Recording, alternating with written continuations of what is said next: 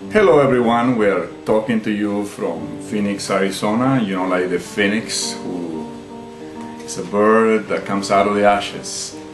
Anyway, last year I was really pleased to share with some of you over there in Sedona.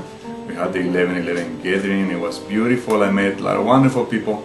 There is a couple of, well, more than a couple videos out there on the internet and YouTube. And of course Scott is back in Illinois doing some good over there. Becky French is planning some big trip, and a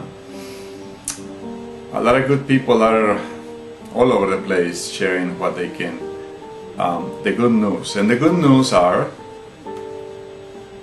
all you require to be is be yourself. I know, there is a lot of religions in the world and a lot of belief systems, you know, but those of us who've been touched by the spirit, the universe, the whole idea of why we are here and what we are doing, and we became excited about this, that really today is the best day ever, you know. All the things that we did yesterday, all the things that we said yesterday, all the things that we watched or enjoy, or the books that we read are gone. Today we made a choice, a very conscientious choice, a choice that comes from our hearts and our minds, and it's a choice of compassion, a choice of thinking about how we can use our language today to make ourselves feel better and make others feel better.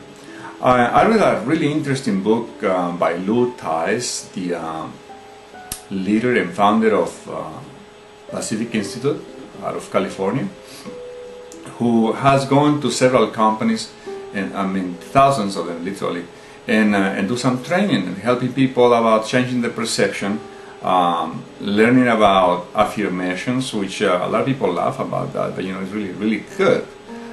35 years ago I did not speak English. I just figured out I might have to learn it someday. So I began by memorizing 5 words a day. 5 words that I will learn how to write them, how to pronounce them correctly, and how to use them in a sentence. 5 words a day. So that was the beginning of what I think it made me believe that we have a tremendous capacity not only to learn another language or to learn or biology. We have a capacity to use also the good attitude, the good feelings that we have, and share those with others by simply smiling or saying hi to someone, or reaching out to somebody we haven't said or you know, talked to in ages, and we sign up to Facebook or Google or email and send them an email and tell them how well we feel. If we feel desperate, we want to talk to somebody, we know there is somebody we can call. We pick up a cell phone, we call them, we talk to them. For someone like me to try to put this in the minds of people that really matter, you know, like my son or my daughter or my very close friends, because they know me, they see me every day, so they might see me sometimes frowning, and sometimes they might see me not too happy. So is the thing and the case with everyone, you know, everybody. I see all these videos on the internet and all these things about people that are talking about illumination, they are talking about awakening, and talking about, you know, some kind of a transition. Well, it is true. I mean, it happens, this transformation happens, but it happens to each individual, to each human being. It doesn't happen massively, like, you know, today, or when the eclipse happens, you know, this is going to happen, or December 21st comes on, you know, the Mayan calendar says this and that, you know, all these other things. They don't happen that way, you know. Or religion talks about the second coming of Christ, or it doesn't happen that way. You see, energy only transforms itself. I mean, energy exists all over the universe, but there is a lot of doubts about what is in the dark matter. What is going on in that space, in that you know, part of the universe that we cannot see. Basically, there are a lot of guesses, but you know, it's mostly guesses.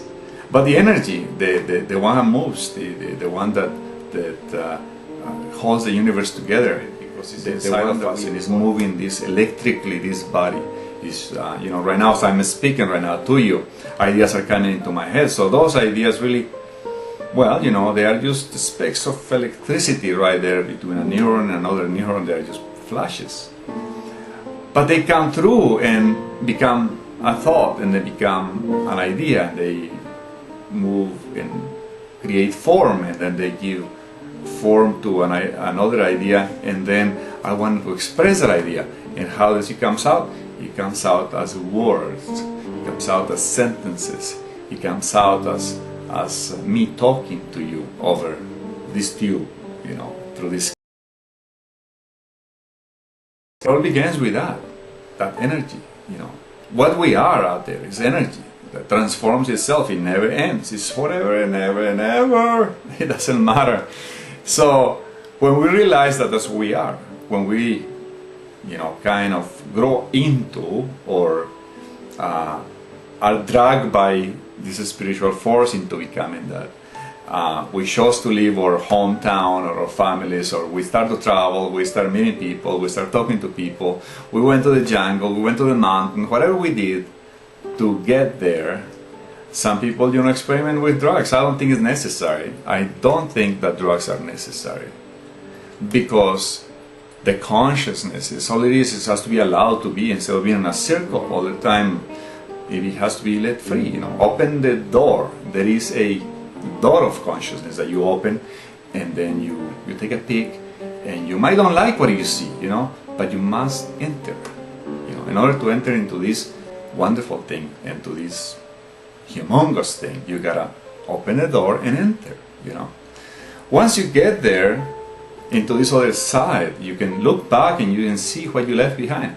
See what we left behind: a world of envy, of hatred, of good and evil, of bad and good, and black and white, and we enter into this place of light. Has absolutely no shades, It's all good. It's all wonderful. It's all about, life. Life itself. If you don't believe me and you're watching this video and you are indoors in a dark place, get out of there. Open up a window. Get out.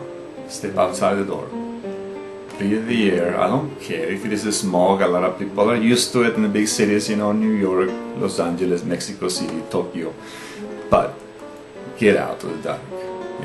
When you get out to the dark physically and you start looking at the light for what it is, and you see the plants and you see the light around the plants and the flowers, and you start feeling that energy coming into you, you will know what I'm talking about.